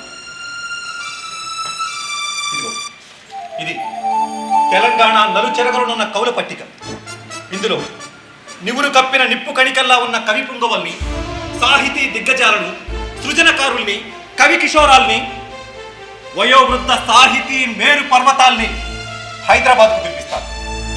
ఇప్పుడు లేని వారి కావ్యాలను, రాలేని వారి కవితల్ని తెప్పించి గోలకొండ కవుల సంచిక అని ఒక గ్రంథాన్ని ముద్రిస్తారు. వీరభద్రరావు, ఈ మహత్కార్యంలో మీ సహకారం కావాలి. తప్పకుండా మీ ఆజ్ఞ నాకు శిరోధార్యం. మన ప్రతాపరెడ్డి గారు పత్రికా సంపాదకులుగా ముట్నూరు కృష్ణారావు, కాసా సుబ్బారావు, నార్ల వెంకటేశ్వరరావు గారు లాంటి స్థాయికి సరితూగగల వ్యక్తి. ఒక పత్రికా సంపాదకునిగా ఎంతో కీర్తి గడించారు. కందుకూరి వీరేశలింగం గారు లాంటి వారితో పోటీ గల సాంఘిక సంస్కర్త, గురజాడ వంటి నాటకకర్త, వీరెవరూ చేయలేని తెలుగు లిపి సంస్కరణ చేశారు. ఆంధ్రుల సాంఘిక చరిత్ర లిఖించి ప్రథమ కేంద్ర సాహిత్య అకాడమీని అందుకున్నారు. ఇక గ్రంథాలయోద్యమానికి వస్తే వర్ణింపలేని సేవలు చేశారు. 1935 సంవత్సరంలో బ్రిటిష్ పార్లమెంట్ ఒక చట్టం చేసి ద్వంద్వ పరిపాలన విధానాన్ని భారతదేశంలో అమలు చేసింది. తెలంగాణ మాత్రం నిజాం పాలనలో ఉండేది. ప్రజలు పాలనలో తమకు భాగస్వామ్యం కావాలని గొంతెత్తి అడగడం ప్రారంభించారు. ఆనాడు ప్రజల పక్షాన ఒక మేరు పర్వతంలా నిలిచింది గోలకొండ పత్రిక. నిద్రాణమై ఉన్న తెలంగాణలను వెన్నుతట్టి జాగృతం చేసిన వైతాళికుడు ప్రతాపరెడ్డి గారు. ఒక పక్క గోలకొండ పత్రికకు సంపాదకత్వం వహిస్తూ, మరో పక్క ఆంధ్ర మహాసభలకు అధ్యక్షునిగా విజ్ఞానవర్ధిని పరిషత్తు, ఆంధ్ర సారస్వత పరిషత్తు లాంటి సారస్వత విద్యా సంస్థలను స్థాపించారు. సురవరం రాసిన చైతన్యపూరిత సంపాదకీయాలు, వార్తలు, వ్యాఖ్యానాలు నిజాం ప్రభుత్వానికి కంటగింపయ్యాయి. వాటిని అరికట్టడానికి మజ్లిస్ ఇతైహదుల్ ముసల్మీన్ అనే సంస్థను స్థాపించారు. దాని నాయకుడు బహద్దూర్ యార్ జంగ్. ఆయన ఏం మాట్లాడుతున్నాడో విందాం. సునో, మా నమాజ్ సప్పుడికి మీ శంఖం పగిలిపోతుంది. మా అజాతో మీ జెండాలు పుట్టుక్కున తెగిపోతాయి. ఈ దేశం పాలనలో ఎవరికి హక్కు లేదు. బ్రిటిష్ వారు ఎన్ని చట్టాలు చేసినా మాకు బేఖాతర్ అంటే లెక్క చేయం. ఇక్కడ మాది పరిపాలన, మాదే రాజ్యం. ఇతిహాద్కి సిద్ధాంతం ఉంది. ఈ దక్కన్ దేశాన్ని ముస్లిములు కత్తిపోటుతో గెలిచినారు. దాన్ని చాంద్ और సూరజ్ ఉన్నంత కాలం పరిపాలన ముస్లింలే చేస్తారు. ఎప్పటికీ ముస్లింలే యజమానులు, హిందువులు ఇక్కడ గులాములు. ఉర్దూ గొప్ప భాష, కానూన్ की భాష,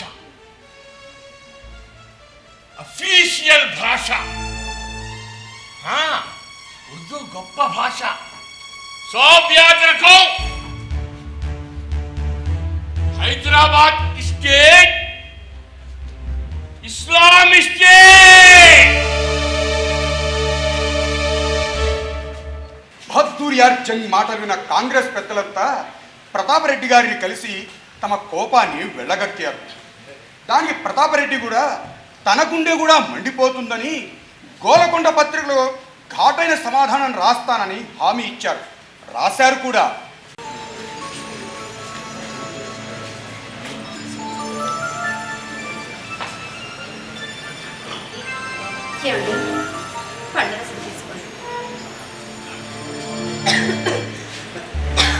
గాలి మార్పు వల్ల అనుకుంటానండి.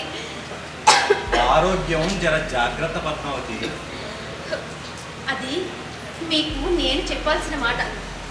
వకీలు పని చేసినప్పుడు కొంతలో కొంతైనా తీరిక ఉండేది. ఆ పత్రిక పనిలో పూర్తిగా దిగినాక అన్ని సమస్యలే.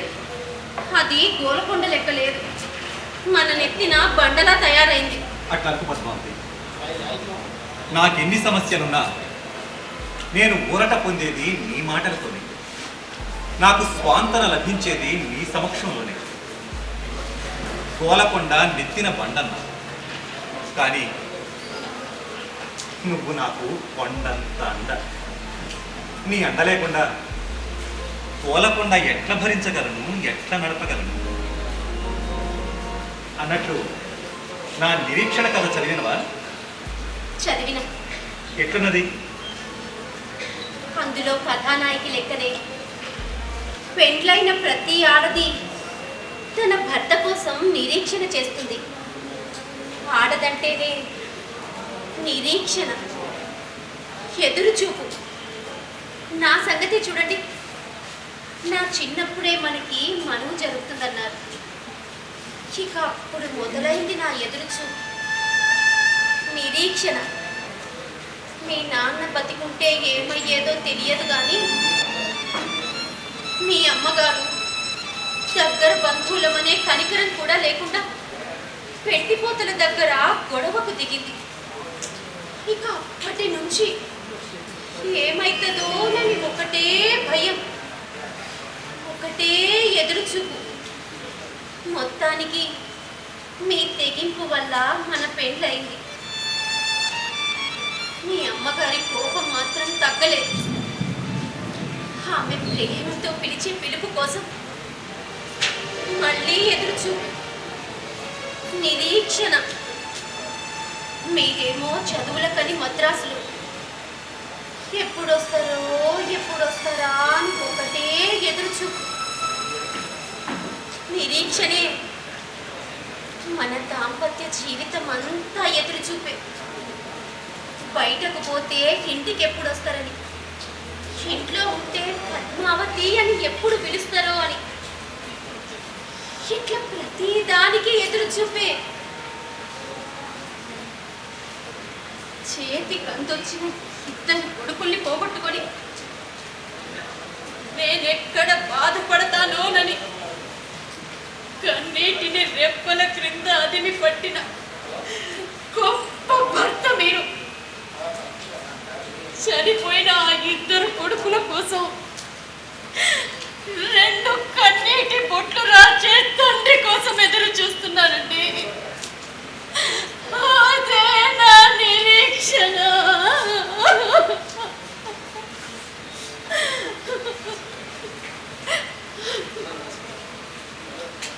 పద్మావతి, నన్ను పూర్తిగా అర్థం చేసుకున్నారు సంగీతం. నా విద్యుక్త ధర్మ నిర్వహణలో సహధర్మచారి నువ్వు భారీగా లభించడం నా అదృష్టం పద్మావతి. లేదండి, మీరు నా పెనిమిటి కావడం నా జన్మల పుణ్యం. మీ మనసు నొప్పిస్తే నన్ను క్షమించండి. నాకు తెలుసండి, మీకు స్వాభిమానం ఎక్కువ, కానీ అది కుల దురహంకారం కాదు. మీలో సాహిత్య పిపాస ఎక్కువ, కానీ అది పనికి మారిన మూఢాచారాలను సమర్థించే పాండిత్యం కాదు. మీలో సంస్కరణవాదం ఎక్కువ, అది సమాజాన్ని నాశనం చేసే విచ్చలవిడితనం కాదు.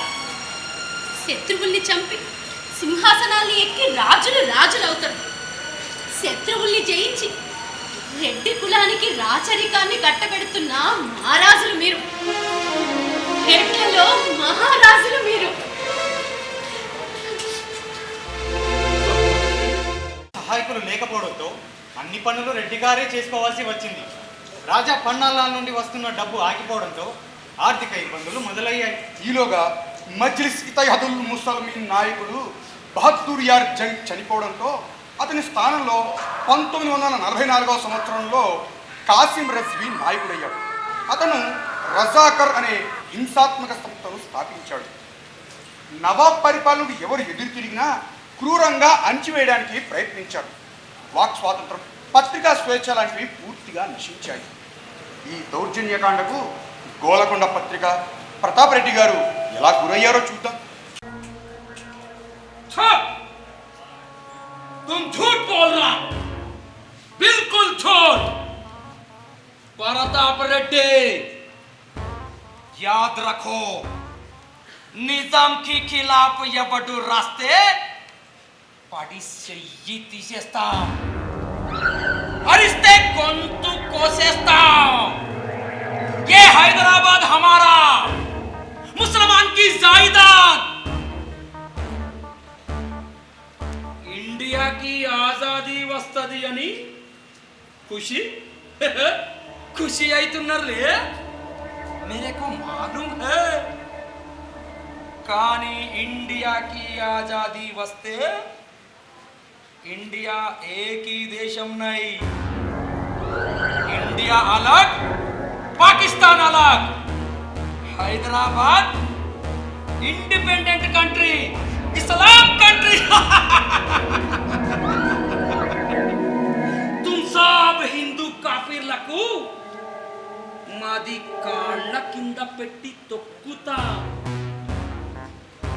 ఏ ప్రతాప్ రెడ్డి, నువ్వు మామూలు వాడు కాదు, ఆర్డినరీ ఆద్మీ నై తుమ్. నిజాం కళ్ళు గప్పడానికి పత్రిక పేరు గోలకొండ అని పెట్టినావు. పోలీసులు దగ్గరికి రాకుండా ఆ గోలకొండని మించిన కొండ కొత్వాల వెంకటరామారెడ్డిని పెట్టుకున్నావు. सुनो प्रताप रेड्डी, पुराना जमाना गया, अब रजाकार जमाना, कासिम रजवी का खानदान. నీ బెదిరింపులకు భయపడేటువంటి కాదురా, అసలు అసలు నీకేమైనా బోలో, నాకేమైనా బోలో. నోట్లోంచి మాట రాని వాడివి, నీకెందుకంత రోషం ప్రతాప్ రెడ్డి? నాకు రోషం లేకపోవడం ఏంట్రా కుత్తే? నువ్వు ఎంత బెదిరించినా నేను రాయడం బంధు పెట్టను రా. నేనేం రాసిందో విను. మీరు మీ నిజాం ఈ తెలంగాణ గడ్డను అంధకార బంధురంలో ముంచిన రాహుకేతువులు.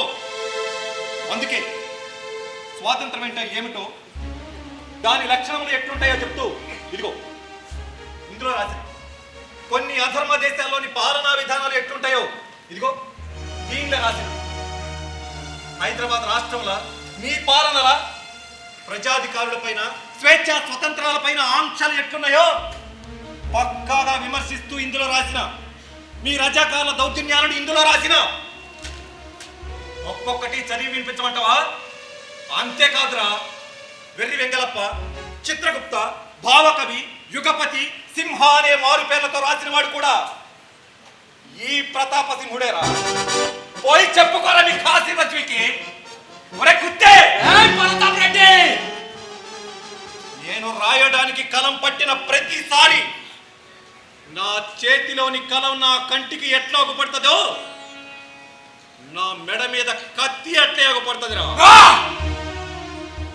రే ప్రతాప్ రెడ్డి, నీది పొగర్కి కారణం నాకు తెలుసు, మాలూమ్ హై ముझे.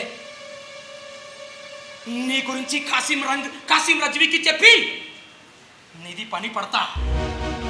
देखते रहो, देखते रहो, देखते रहो. తీవ్రమైన అనారోగ్యానికి గురయ్యారు ప్రతాప్ రెడ్డి గారు. కలరా కూడా సోకింది. కొద్ది కాలం మంచంలోనే ఉన్నారు. ఆ సమయంలోనే గోలకొండ పత్రిక దినపత్రికగా మారింది. పత్రికను లిమిటెడ్ కంపెనీగా మార్చేశారు. వాటాదారులను కూడా పెంచారు. పత్రికా నిర్వహణలో అభిప్రాయ భేదాలు వచ్చాయి.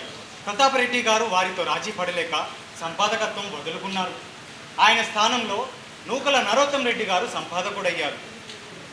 తల్లి ఉరి నుండి వేరు చేసిన బిడ్డల ఎలా తల్లడిల్లుతున్నాడో చూడండి.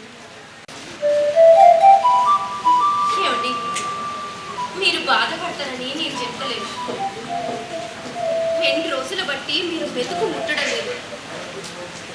ఒకే ఏడాది 2 కొడుకులు ఒకరి తర్వాత ఒకరు చనిపోయినప్పుడు అప్పుడు కూడా మీరింత కుంగలేదు. అవును పద్మావతి, నేనెంతో నిబ్బరమైన వాడిని. నీకు తెలుసు కదా, జీవితంలో దేనికి భయపడలేదు, వెనకడుగు వేయలేదు, నాకేది కావాలని కోరుకోలేదు, ఇది నాకే ఉండాలని ఆశించనూ లేదు. నన్ను భూమి మీదకు తెచ్చిన నా తండ్రి చనిపోయినప్పుడు ఇది సహజం, కాలధర్మం అనుకున్నా. నా రక్తం పంచుకుని పుట్టిన ఇద్దరు కొడుకులు నా కళ్ళ ముందే కాష్టంలో కనుమరుగైపోతుంటే నాకే ప్రాప్తం లేదు అనుకున్నా. కానీ పత్రిక, కోలకొండ పత్రిక నాకు లేదు అనుకున్నా, నాది కాదు అనుకున్నా. ఎందుకో పట్టుకోలేకపోతున్నా పద్మావతి. నా శరీరంలో చేతులు పెట్టి ఎవరో నా గుండెను బయటికి తీసేసినట్టు అనిపిస్తుంది. ఆ పత్రిక నా మానస పుత్రిక. పత్రిక లేకుండా ప్రతాపరెడ్డి ఆడుంటాడు పద్మావతి.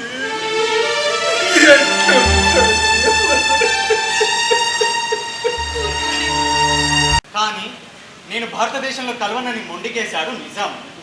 జయంతినాథ్ చౌదరి నాయకత్వంలో సైనిక చర్యతో తెలంగాణ భారతదేశంలో అంతర్భాగమైంది. 1952 సంవత్సరంలో జరిగిన అసెంబ్లీ ఎన్నికల్లో పోటీ చేయమని బూర్గుల రామకృష్ణారావు, కొండా వెంకటరంగారెడ్డి మొదలు కాంగ్రెస్ పెద్దలంతా ప్రతాపరెడ్డి గారిని కలిసి పోటీ చేయమని అడిగారు. కానీ ప్రతాపరెడ్డి గారు రాజకీయాల్లో తనకు ఆసక్తి లేదని, పోటీ చేయనని చెప్పినా తనని బలవంతం చేసి వనపర్తి నుండి పోటీ చేసేలా ఒప్పించారు. ప్రతాపరెడ్డి గారు ఎమ్మెల్యేగా గెలిచారు. బూర్గుల రామకృష్ణారావు ముఖ్యమంత్రి కావడంతో ప్రతాపరెడ్డి గారు తప్పకుండా విద్యాశాఖ మంత్రి అవుతారని అందరూ భావించారు. కానీ రాజకీయంలో పరమపద సోపాన సూత్రమైన మాయమాటలు, కల్లా కపటాలు, నాయక స్థుతులు, వందిగామాత ప్రవృత్తులు చేతగాని ప్రతాపరెడ్డి గారు మంత్రి కాలేకపోయారు. అది 1953 సంవత్సరం. తెలంగాణ జన జాగృతికి ఉపన్యాస సరసంధానం చేసిన స్వరం స్తంభించిన సంవత్సరం. తెలుగు భాషా సంస్కృతుల విశిష్టతలను వినివీధుల్లో వెలిగించిన జ్ఞాన జ్యోతులు మేఘాల మాటుకి మరలిపోయిన సమయం. వేదాంత కావ్య పురాణాలను వ్యాఖ్యానించిన అమృత కలం మహాశూన్యంలోకి జారిపోయిన సందర్భం.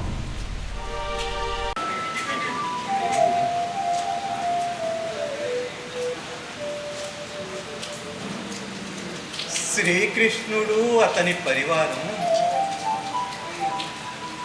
ఎట్లున్నారో చూసొద్దామని ద్వారకకు పోయిండు అర్జునుడు. ఇంకా వస్తలేడు, జల్దొస్తే మంచిగుండు అనుకుంటున్నాడు ధర్మరాజు. ఎట్లయితేనే వచ్చిండు.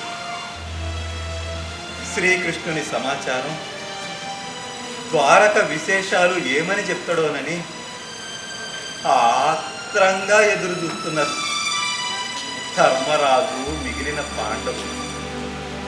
అప్పుడు చెప్పిండు అర్జునుడు, మన సారథి, మన సచివుడు, మన వియ్యము, మన సఖుండు, మన బాంధవుడు, మన విభుడు, గురుడు, దేవర, మనలను దిగనాడి చనియే మనుజాధీశా అని ధర్మరాజును పట్టుకొని బావురు మన్నాడు అర్జునుడు. సోదరులతో తన దుఃఖాన్ని పంచుకుని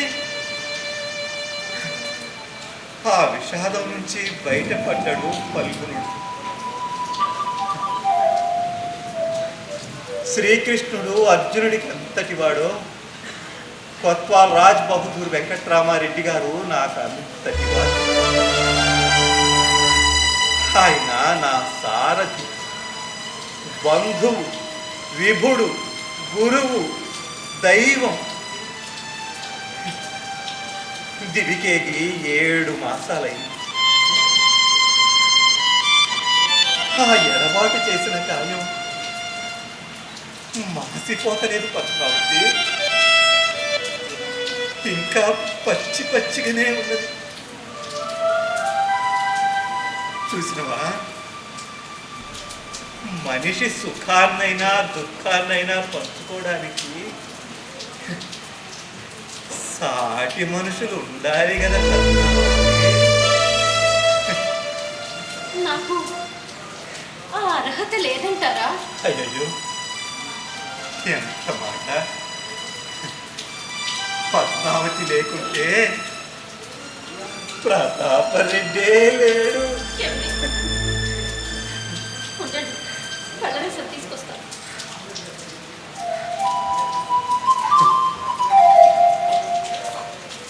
పద్మావతి, కవి ఈ సమాజాన్ని అంతా తన కుటుంబంలాగే చూస్తాడు. తన తరువాత తన కుటుంబాన్ని ఈ సమాజం పట్టించుకుంటుందో లేదో అని కూడా ఆలోచించాడు.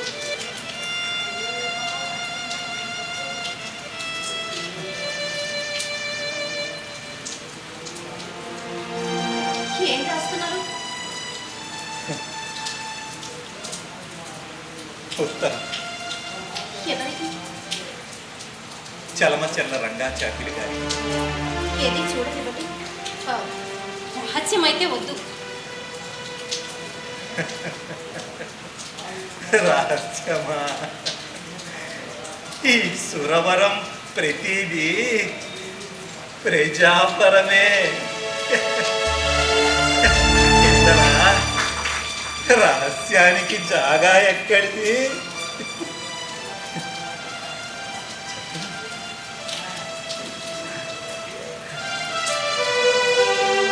పెద్దల ఆశీస్సులు, దైవానుగ్రహంతో ఎన్నికలలో విజయం సాధించిన ఇంత విజయంలోనూ గురువు గారు మాడపాటి హనుమంతరావు గారి ఓటమి నాకెంతో బాధాకరమైనది.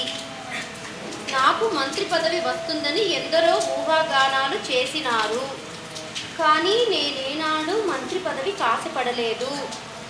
నన్ను డిప్యూటీ స్పీకర్గా ఉండమన్నారు. కానీ నేనే వద్దన్నాను. ఈ రాజకీయ చీకటి బజారులో నేను, నా వంటి వారు పనికిరారు. నిజం చెప్పండి, ఊర్గుల వారు ముఖ్యమంత్రి అయి కూడా మంత్రి పదవి రాలేదని మదనపడుతున్నారు కదా. వడ్డించేవాడు మనవాడే కావచ్చు. వడ్డించడానికి ఎన్ని అడ్డంకులు మనకు తెలియదు కదా పద్మావతి. ఇక నా కలం దించుతున్నాను. నేను కొలది కాలంలో దిగిపోవుట లేక ఎగిరిపోవుట జరుగునేమో. దానికి సిద్ధంగా ఉండవలను.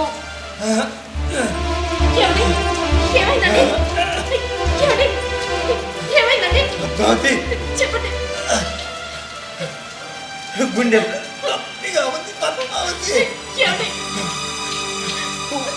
వేడి చేసి తీసుకురా. అలాగే.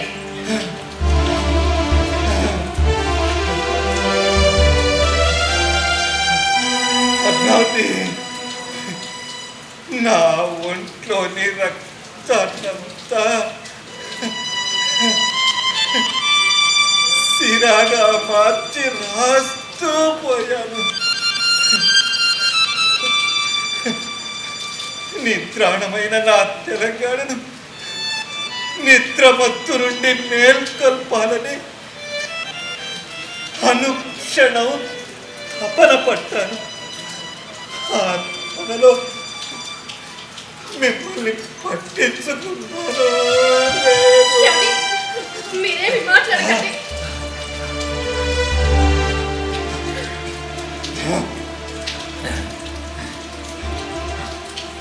పద్మావతి, చెప్పండి. పద్మావతి, మన నలుగురు కూతుళ్ళను జాగ్రత్తగా చూసుకో. అబ్బా, ఇప్పుడు ఎందుకండి అదంతా? ఇద్దరు కొడుకుల్ని పోగొట్టుకున్నాం. మిగిలిన నలుగురు కొడుకులు నిన్ను మంచిగానే చూసుకుంటాను. మీకేం కాదు, మీరు ధైర్యంగా ఉండండి. నాయనా కృష్ణవర్ధన్, నువ్వు తప్పక డాక్టర్వి కావాలి. విష్ణు, విష్ణు, మిమ్మల్ని రిసీవ్ చేసుకోవడానికి ఎప్పుడు రావాలని అడిగినావు కదా. ఏమని చెప్పిన నాయనా? ఆగస్టు 25న రమ్మన్నారు. తప్పకుండా వస్తాడు. మీరేమి మాట్లాడకండి. ఆగస్టు 25 అంటే అంటే ఈరోజు రమ్మను, విష్ణుని రమ్మను. వచ్చి నన్ను తీసుకు తీసుకు తీసుకు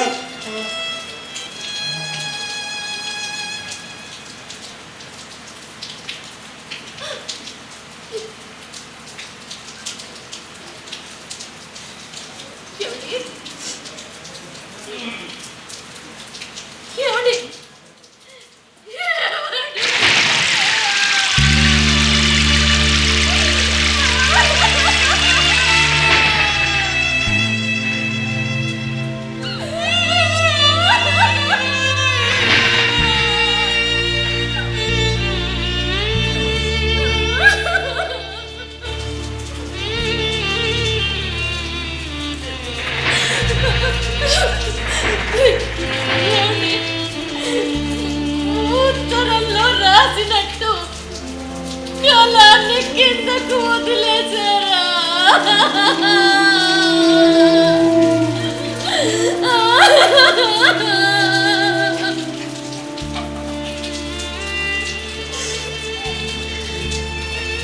ఈ కలం కాలంతో నడిచింది కాదు, కాలాన్నే తనతో నడిపించిన కలం. పరిశోధన పారిజాతాల్ని, కథా కుసుమాల్ని, కావ్య కవిత సుమాలను సృష్టించి తెలంగాణ సాహితీ వనసీమకు వన్నె తెచ్చిన మహావృక్షం, మహావృక్షం, మహావృక్షం.